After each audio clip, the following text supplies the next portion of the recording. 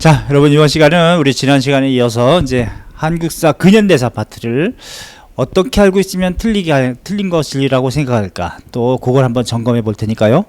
자, 어떤 주제 가지고 했냐면 이런 주제 가지고 할 겁니다. 예컨대 자, 좀 넣고 자, 드디어 이제 강화도 조약이라고 하는 게 나오는데, 여러분들 조1수호조교 불평등 조약 체제는 다 하셔야 될 텐데 순서대로 쭉 하셔야 되는데, 선생님 자료에는 선생님 교재 좀 전에 이 카이로스 한국사 여기에는 음력과 양력을 이미 다 집어넣어 놨습니다. 그래서 어떤 책은 음력으로 해놓고 날짜를, 어떤 책은 양력으로 해놓는 경우가 있어서, 또 어떤 책은 음력 양력을 섞어서 뭘 모르고 이렇게 해놓은 책도 있어요. 하기 때문에 1895년 을미기역 때 양력을 공식적으로 쓰는 시점 이전에는 음력을 기준으로 하는 게 좋고, 거기에 추가해서 참고하라고 양력까지도 다 집어넣어 놨습니다. 그래서 불평등 조약 체제인 강화도 조약을 비롯한 여러 조약들은 일단 순서와 내용을 알아야 돼요.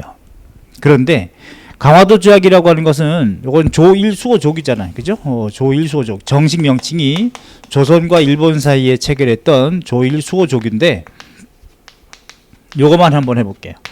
이 조1수호조규가 음력으로 이제 1876년도 2월 2일입니다. 그런데 정식 타이틀 명칭이죠. 그냥 강화도에서 체결했기 때문에 강화도 조약이다 이렇게 부를 뿐인데, 이게 본 조약이고 여기에 딸려 있는 부속 조약이 1876년 7월 달에 조일수호조규 부록과 무역규칙이라는 게 있습니다. 조일무역규칙. 근데 그 조일무역규칙을 요 본 조약 맨 처음에 조일수호조규에는 12관으로 되어 있습니다. 12개 조항으로 되어 있는데, 그 중에 하나는 6개월 이내에 세부적인 통상장정을, 곧 무역을 위한 세부적인 통상규칙, 곧 통상장정을 체결한다라고 되어 있는데, 정식으로 체결할 때는 6개월 이내니까 이제 7월달, 8월 이전이 돼야 되겠죠?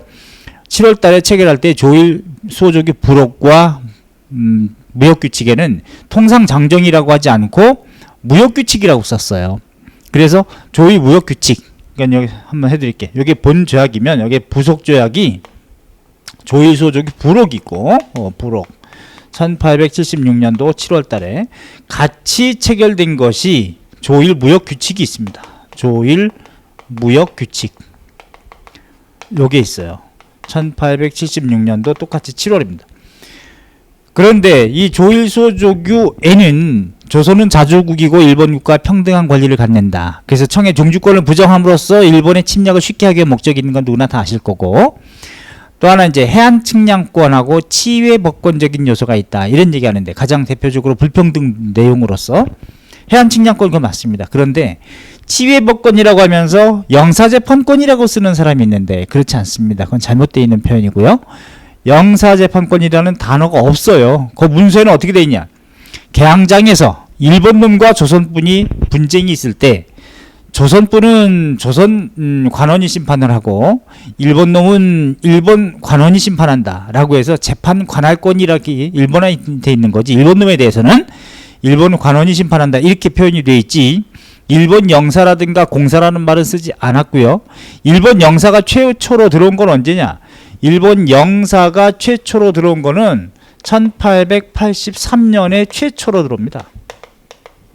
하기 때문에 강화도 조약 때 영사재판권이라는 말을 하면은 잘못된 표현이다. 그냥 일본 관원에 의한 재판 관할권 이런 정도로 표현해야 되는 거예요. 알았죠? 그걸 얘기해 주려고 하는 것이고, 특히 이제 여기서 이제 여러 가지 조약이 많은데 외우지 말고 잘 이해하려면 조일수호조규 이미 했다 이 말이에요. 그러면 청의 종주권이 부정됐고 뭐 나머지 두세 개 정도 더 했어요. 또 개항을 했다는 거죠. 어디? 부산, 원산, 인천을 순서대로, 부산은 76년, 원산은 80년에 오픈하기로, 그 다음에 83년에 이제 인천을 오픈하기로. 그래서 순서도 잡아야 되고, 이 근현대사는 무조건 순서예요. 순서.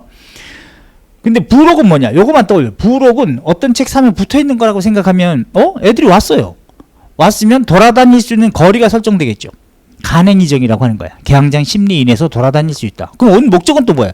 애새끼들이 장사에 처먹으려고 온 거라 하기 때문에 일본 화폐를 사용할 수 있는 특권을 허용했다는 얘기죠. 오케이? 그러면 된 거죠. 그 두 가지만 떠올리라고. 나머지 하나 더 있는데 몰라도 돼. 그런 건. 그 다음에 이제 조일무역규칙. 이거를 이제 여기서 세부적인 무역을 위한 통상장정을 체결한다. 6개월 이내 해놓고 6개월 이내인 7월 달에 정식 체결할 때는 조일 무역규칙이라는 문서 명칭이에요. 근데 이거를 조일 통상장정이라고 표현하기도 한다 이 말이에요. 조일 통상장정이다. 아 그럼 쌤 하나로 통일해서 쓰지 왜 그렇게 다르겠습니까? 출제자 마음이에요.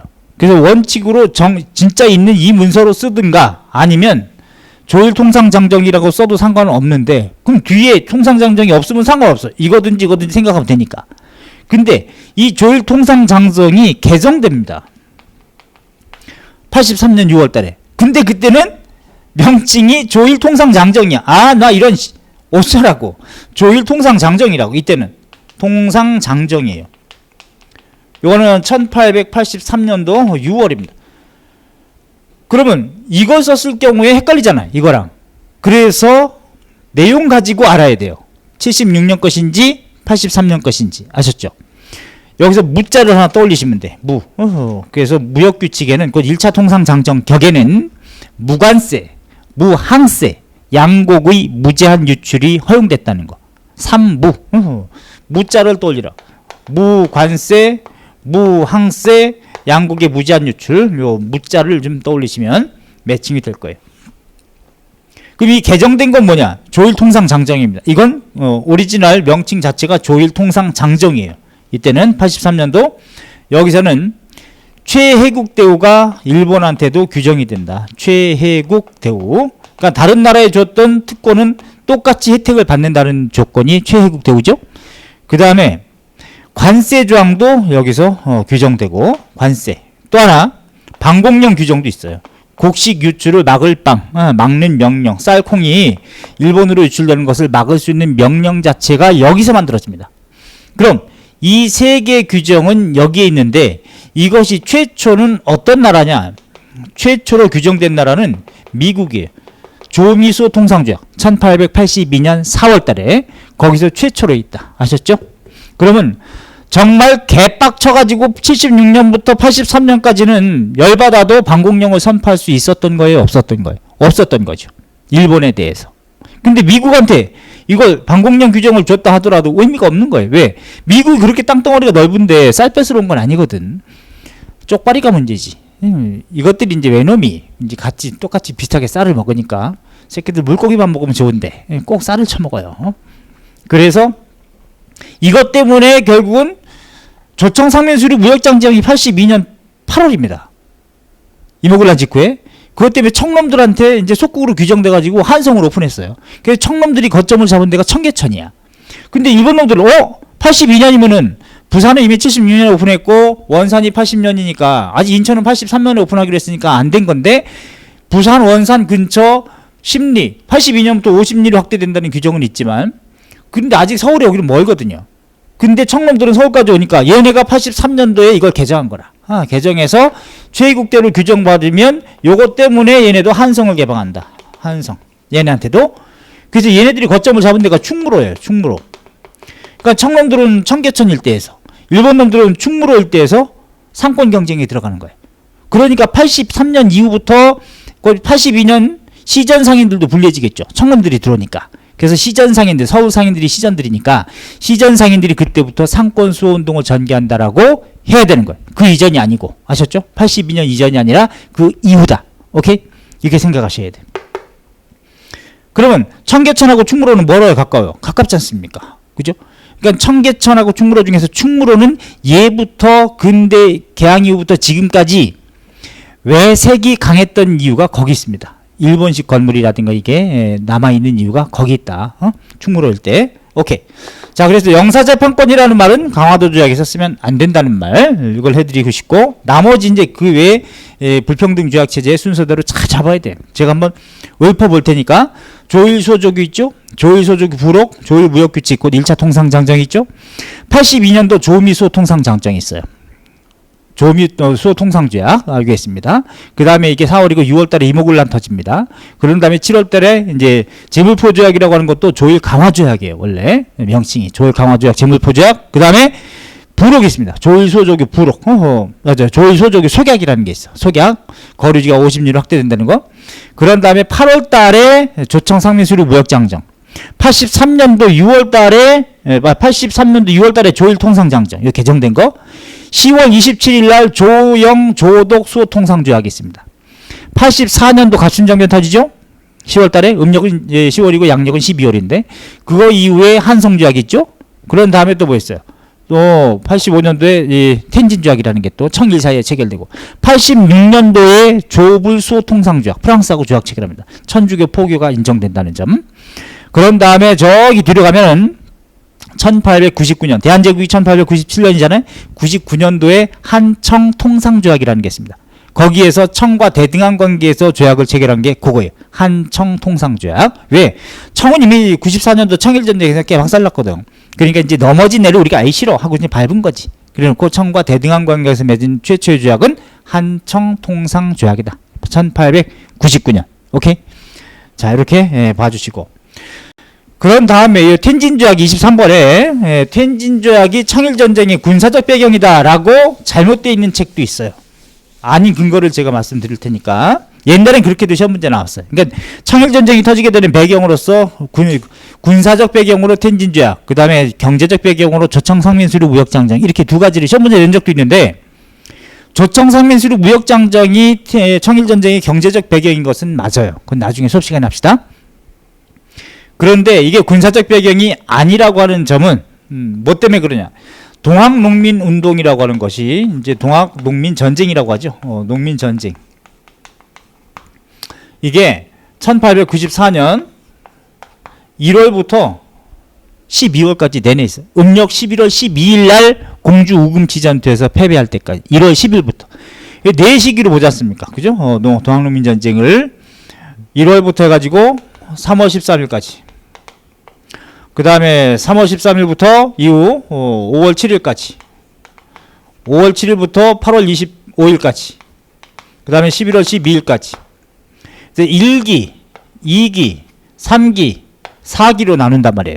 그거 이미 다 아실 겁니다. 그런데 요 2기 중에서 4월 27일 날 여기를 봅시다. 이제 여기 4월 27일 날 전주를 점령합니다. 농민들이 전라도 가명 소재지. 와, 관찰사가 상주하고 있는 전주 가명 여기를 점령해요. 점령을 하니까 4월 28일 날 고종과 더불어서 내각회의가 열려요. 내각회의. 여기서 청병을 차병하자. 그러니까 또 이모군란 직후처럼 청에다가 군대를 요청하자라고 하는 차병파가 있고 차병하면 안 된다라고 하는 차병 반대파가 있습니다. 서로 논란이 있어요. 논란이 있는데 어쨌든 내각회에서 차병을 결정을 해. 야, 청병을 빌려야 되겠다. 그래서 빌릴 찾자. 청병, 차병을 이때 결정한다고. 그러면 청병, 차병하고 그런 다음에 청에다가 알린 시점이 언제냐? 4월 30날입니다. 4월 30날 청병, 차병, 병력을 빌려달라는 요청을 하는 날짜가 이날이에요. 오케이? 그런데 가만히 보니 그러면 이거 이후에 그럼 텐진조약은 갑신정변 직후에 청일이 군사적으로 충돌했으니까 조선에서 청일이 그럼 동시에 철병하자. 철수하고 유사시에 조선에 군대를 보낼 때는 청은 일본은 청에다가 통보해 주기로 한다. 서로 우리 허락 없이 지들끼리 동시 합의한 내용이에요. 그래서 동시 철병하되 동시 파병하기로 이제 합의한 내용인데 우리 허락 없이. 그럼 이 텐진조약을 구실로 청일전쟁이 벌어졌다고 전제한다면 청병 차병 우리가 요청하면 그 이후에 일본은 청으로부터 연락을 받아야 되는 거죠. 그래야지 청군 오고 일본군 오지, 그지? 그래야 되는데 그게 아니라 보니까 일본의 내각의 문서가 확인됐습니다. 우리도 모르게 청도 모르게 일본은 4월 29일 날 일본은 독자적으로 조선 출병을 결정해버려요. 오케이? 조선 출병을 결정하더라. 이게 문서가 확인됐어. 조선 출병을 결정해버려. 그런 가운데 구실은 뭐냐? 조선에 이미 와 있는 거류민을 보호하겠다. 이런 구실로 전쟁하기 위해서 출병을 결정을 이미 해요. 청도 모르게 조선도 모르게. 그런데 가만히 얘네가 청군이 차병을 요청한 다음에 일본한테 통보하니까 그게 좋은 구실이 된 거야. 텐진 지역. 그러면 이거 모르게 결정했는데 그걸 구실로 그럼 우리도 가야 되겠다. 이런 구실이 될 뿐이지 이것이 군사적 배경이 아니라는 거예요. 오케이? 팩트가 틀려요. 그래놓고 청군이 언제 오느냐? 청군이 5월 5일 날 어린이날에 와요. 자식들이 정말 천박하게. 일본 놈들이 언제 오느냐? 5월 6일 날 도착합니다. 오케이? 청군이 아산만 근처에 서해안 아산만 근처 풍도라는 섬에 온다고. 그 다음에 일본 놈은 제물포로 들어옵니다. 제물포. 러일 전쟁도 그렇고 청일 전쟁도 그렇고 일본 놈들이 먼저 선제 공격하죠. 그래놓고 여기다가 선빵 때린다고. 그지? 예. 이게 청일 전쟁 시작이야. 전쟁. 언제 시작하느냐? 6월 23일 날부터 청일 전쟁 시작입니다. 오케이? 청은 단 한 번도 이기지 못합니다. 1895년 3월 23일 날 시모노세키 현에서 시모노세키 조약을 체결할 때까지 단 한 번도 이기지 못해요. 그런 다음에 7월 달에는 내륙으로 들어와. 충청남도 천안 성완 근처에서 청 개박살나. 쭉 밀고 올라가서 평양 전투에서 8월 달 개박살나. 9월 26일이 되면 요동반도까지 넘어가. 일본이. 1895년 1월이 되면 서해 해전에서 개박살나. 북양 대신 개박살나고. 1895년 또 1월 말이 되면은 산둥반도까지 점령당해요. 그래서 시모노세키 조약을 체결해가지고 요동반도 대만 근처 6개 섬 팽어도 이걸 다 일본한테 넘겨주는 이게 시모노세키 조약입니다. 아셨죠? 자, 그렇게 전개되기 때문에 여기서 문제. 동학농민전쟁도 순서대로 1기, 2기, 3기, 4기를 봐야 된다는 거. 1기, 2기, 3기, 4기 순서대로 봐야 된다는 거. 또 하나 청일전쟁이라고 하는 게 82년도 조청상매수륙 무역장정은 경제적 배경이 되지만 텐진조약은 청일전쟁의 군사적 배경이라고 하면 안 된다는 거. 팩트가 틀리다는 거 하고, 또 하나 어떤 책을 보면 여기 준비기가 있습니다. 준비기 1893년 12월부터 1월 10일 전개되기 전까지가 준비기거든요. 준비기에 뭐가 있냐면 사발통문이라는 게 여기서 나와요. 사발통문. 사발통문이 뭔지 알죠? 동그랗게 사발을 둘러치고 여기 둘러놓고 여기에 이름 쓰는 거죠. 전봉준, 정시용, 김계남, 손아중, 여러분 이름도 쓰세요. 사발통문. 근데 어떤 책은 여기 사발통문에 향후 계획이라는 선후책, 앞으로 계획 4가지가 나옵니다. 고부군수 조병갑을 목단다. 효수. 그래서 건다. 두 번째, 군기창과 화약고를 점령한다. 탐관로를 응징한다. 서울로 곧장 향한다. 이 4가지가 딱 제시가 돼 있어요. 그런데 이 사발통을 어떤 사람들은 여기다가 집어넣고 여기다가 집어넣고 그런다고. 물론 1, 2, 3, 4기에 거병에서 들고 일으키자고 할 때는 통문을 다 돌리죠. 그런데 그때는 다른 게 나온다고. 사발통문에. 그 4가지는 여기서 나온다고요. 준비기에 1, 2, 3, 4기에 나오는 게 아니라. 근데 어떤 책은 여기다가 박아놨다고. 그럼 다 틀려요. 아셨죠? 그 4가지는 여기가 있어야 된다. 오케이? 자, 그래서 세부적인 거 이렇게 보시고, 그 다음에 24번 보십시다. 24번에 또 뭐라고 했어요? 제가 주제 잡은 게 여기 있습니다. 대한민국 임시정부 한국독립당 창당과 한국광복군 창군은 몇 차 개헌 시기에 해당되는지 그거를 제가 염두에 꼭 두시라고 했는데, 몇 차 개헌 헌법이 잘 보세요. 임시정부는 3.1운동 직후에 여기저기 임시정부 한 8개 생깁니다. 그 중에서 의미 있는 거는 3개죠. 맨 처음에 순서는 어떻게 돼요? 순서 잡아야지. 노령정부, 대한국민의회에서, 그 다음에 상해정부, 그리고 한성정부라고 통칭하는 정식 명칭은 뭐예요? 대조선공화국이거든요.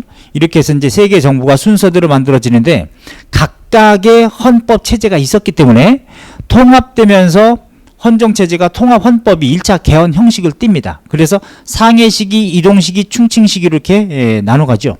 그러면 임시정부 1차 개헌이라고 하는 건 명칭이 뭐냐면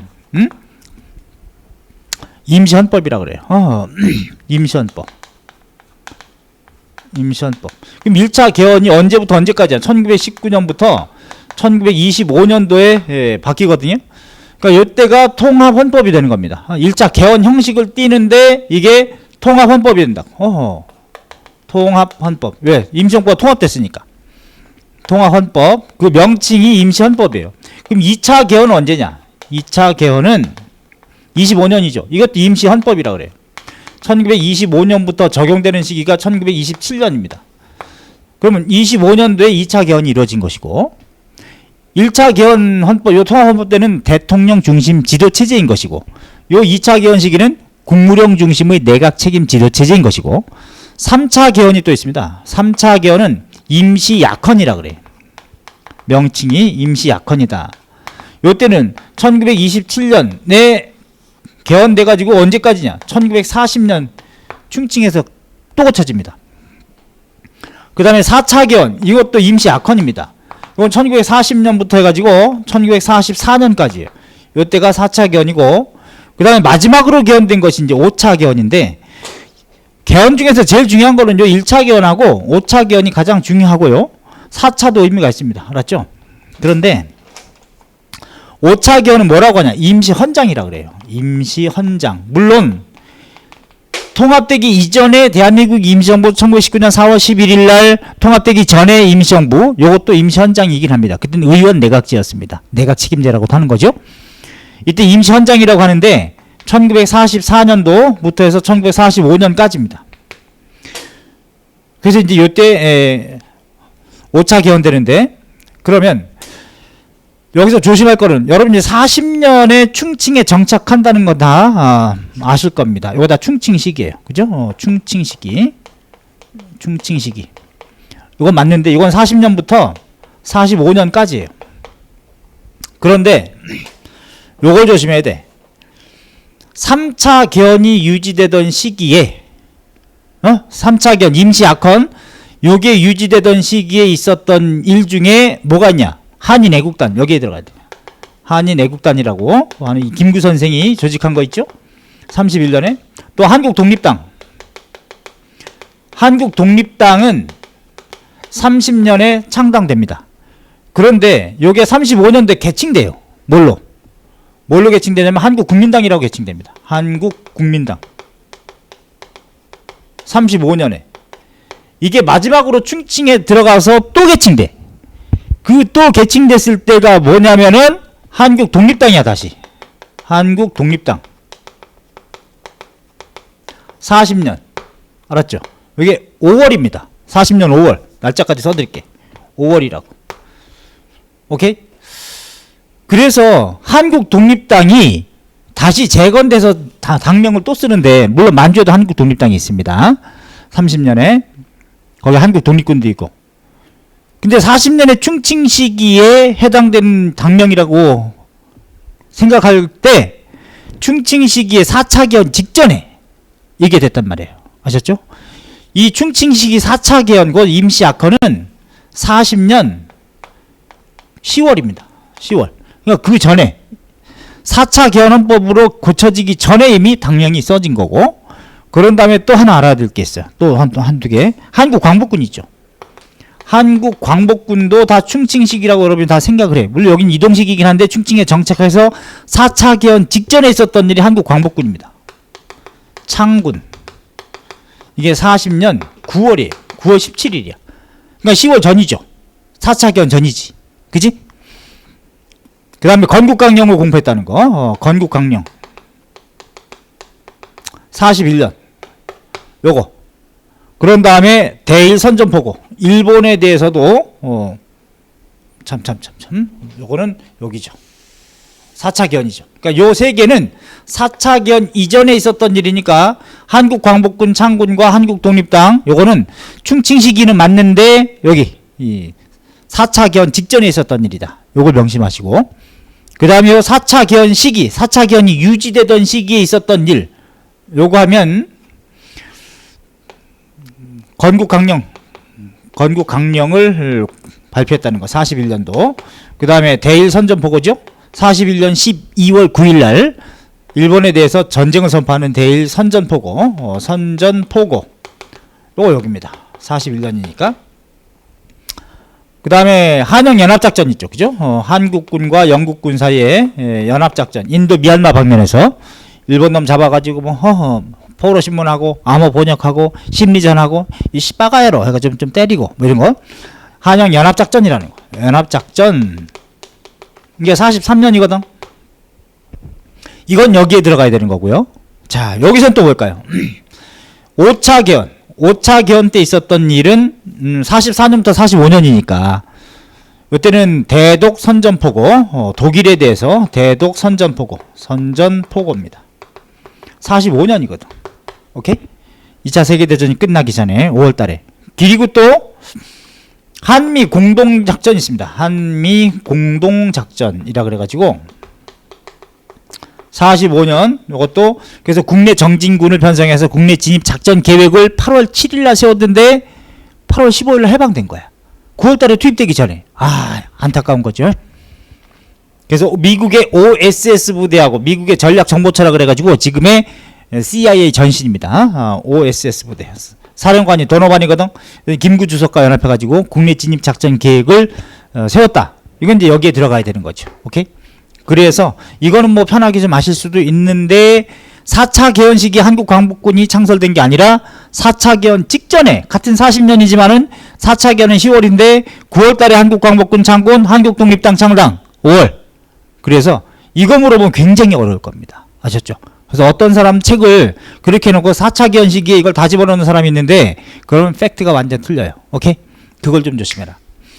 자, 그 다음에 이제 하나 더 뭘 좀 제가 요 김구의 3천만 동포에게 읍고함 요거하고 이 김구 선생의 3천만 동포에게 읍고함 울면서 구한다 알린다 라는 뜻이거든. 울면서 알린다. 오죽했으면 울 읍자 알릴 꽃자 3천만 동포에게 읍고함 이게 언제냐면은 48년도 2월 10날입니다. 알았죠? 내가 지금 70이 넘어서 70이 넘어서 정치적으로 권력을 탐하겠느냐 경제적으로 재력을 탐하겠느냐 나는 오직 통일정부를 수립하려다가 38선을 베고 쓰러질지언정 남한 단독정부 수립하는 데는 협력하지 아니하겠다 이렇게 성명을 발표한 게 김구 선생의 3천만 동포에게 울면서 구한다. 이게 통일정부 수립 노력인데 그런데 이게 유엔 소총의 이유라고 생각하는 경우가 있단 말이죠. 그죠? 아니란 말이야. 이유가 아니고 그 유엔 소총회가 언제냐? 이거는 48년도 2월 26일입니다. 유엔 소총회에서의 내용은 뭐예요? 38도선 이남에서만이라도 단독 총선을 거쳐서 정부를 수립해준다. 곧 분단정부 수립. 38도선 이남에서 분단정부, 곧 단독정부 수립을 결정한 거죠. 오케이? 이거 직후에 김구 선생이 이걸 반대해서 3천만 동포에게 입고함 이걸 발표했다. 이건 틀리단 말이에요. 이거 전에 있었기 때문에. 아셨죠? 이미 김구 선생은 유엔총회, 그 47년 11월 달에 있었던 유엔총회 그것에 대해 그거 끝나고 나서도 12월 22일 날 남한 단독정부 수립하는 걸 반대한다라는 성명을 이미 47년도에 발표했습니다. 왜? 이승만이 46년도 6월 3일 날 1차 미소공동위원회가 5월에서 3월까지 3월에서 5월 달에 46년도 끝났는데 그 직후에 이승만이 단독정부 수립을 주장했잖아요. 6월 달에. 그래놓고 이미 그런 쪽으로 기울어 가고 미국과 연합해서 그쪽으로 가고 있으니까 이미 유엔총회에다가 어떤 희망을 걸었는데 여기서 이제 북한이 받아먹지 않잖아요. 왜? 인구 비례에 따라서 남북한 주민들의 자유로운 총선거에 따라서 정부를 수립해준다라고 했기 때문에 유엔총회에서는 그럼 인구가 지금도 남한이 5천만이 넘고 북한이 2,500만 정도밖에 안 될 겁니다. 그럼 2대1이죠. 국회 연수가. 그때도 똑같았어요. 2대1이야. 아닌 게 아니라 여러분 50 총선에서 어떻게 했어요? 남한 의석수가 200석이고 북한 의석수가 100석이었습니다. 그러니까 딱 2대1이죠. 2분의 1밖에 안 되니까 북한이 이걸 먹겠냐고. 안 받아먹죠. 그 직후에 김규식 선생은 47년 11월 유엔총회 직후에 김규식은 12월 20날 민족자주연맹을 결성하고 그 다음에 이틀 있다가 김구 선생은 남한 단독정부 수립을 반대한다고 하는 성명을 이미 발표했고 그 다음에 이거 3천만 동포에게 읍고함 이게 더 먼저였단 말이죠. 알았죠? 그런데 이거 무시하고 이런 일이 벌어졌기 때문에 뭐 한 거야? 남북협상이 이루어진 거죠. 남북협상. 이게 시작된 거지. 이거는 48년도 4월 19일부터 4월 30일까지 정식 명칭이 뭐냐? 남북조선 제정당사회단체 연석회의라고 하는 명칭이 정식 명칭입니다. 오케이? 그래서 요걸 좀 조심하라는 거 하고 또 하나 추가해서 요거만 하고 제가 또 끝내드릴게요. 신탁 통치 문제라고 하는 게 나오는데, 신탁 통치. 여러분이 가지고 있는 책 중에 잘못되어 있는 거 고치세요. 신탁 통치 문제 가지고 어떤 책은 학생들이 가져왔는데, 예, 얄타 협정에서 최초로 뭐 제시되고 언급했다 이런 얘기하는데 틀렸어요. 신탁 통치 문제는 일단 최초는 미국입니다. 첫째, 미국은 이미 42년부터 2차 세계대전이 발발하면서부터 신탁 통치하려고 일본이 패망하더라도 2차 세계대전 끝내고 독일이 패망하고 일본이 패망한 뒤에 신탁 통치하려고 이미 미국은 계획을 다 세웠습니다. 오케이? 전후처리 보고서 같은 경우에 딱 보면 42년부터 거기에 들어가는 재정 필요한 요소 기간 처음엔 70년 하자고 그랬어요. 미국이. 근데 공식적으로 1943년도 미국과 영국의 루즈벨트 대통령과 루즈벨트하고 영국의 이든 수상하고 여기서 최초로 나옵니다. 최초로 공식적으로 언급을 한다고. 알았죠? 그런 다음에 카이로 회담에서는 신탁 통치라는 말은 꺼내진 않았지만 미국, 영국, 중국이 모여가지고 중국은 한국이 일본이 패망하면은 즉각 독립시키는 반면 미국은 적절한 시기와 절차에 거쳐서 독립을 주자. 이렇게 시기를 상정했어요. 왜? 지들은 42년부터 계획을 했거든. 그런 다음에 43년도 이란 테헤란 회담에서 두 번째 이란 테헤란 회담에서 또 나옵니다. 신탁 통치안. 자꾸 부러져. 43년도 아셨죠? 또 나와. 이게 두 번째입니다. 세 번째는 그러나 이제 카이로 회담에서는 신탁 통치하려고 미국은 이미 상정은 하고 있었다. 용어를 쓰진 않았지만. 그다음에 얄타 협정이 세 번째예요. 얄타 협정에서는 이게 45년 2월이거든. 미, 영, 소 세 나라 크림반도 얄타에 모여가지고 여기서는 두 가지입니다. 신탁 통치안이 또 나오는데 신탁 통치 안이 또 나왔는데 미국은 몇 년 하자 그랬냐? 미국은 야 장난 아니야. 미국은 한 20년에서 30년 하자.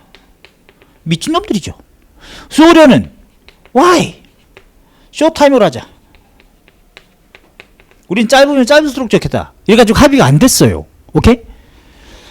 그러면서 여기서 문제는 또 미국이 소련한테 제안한다고. 뭐 2차 세계대전에 니네들 좀 참전해라. 참전을 제안한단 말이야. 오케이? 그래가지고 소련이 오케이 했다고. 오케이. 근데 계속 참전하지 않았어. 그런데 언제부터 참전하느냐? 8월 6일날. 그러니까 이게 쪽발이 아니야. 그지? 여기에 1번. 8월 6일날 히로시마에 원자폭탄 한 방 먹고 일본이 항복하기로 해. 그래 놓고 두 번째. 8월 9일날 나가사키 짬뽕 나오죠? 거기 한 방 더 먹여. 그러니까 무조건 항복을 할 수밖에 없었기 때문에 소련 연해주를 가지고 있었으니까 여기서 8월 8일날 출동을 해. 야, 소련 입장에서는 이거 우리 없어도 이거 끝나겠네?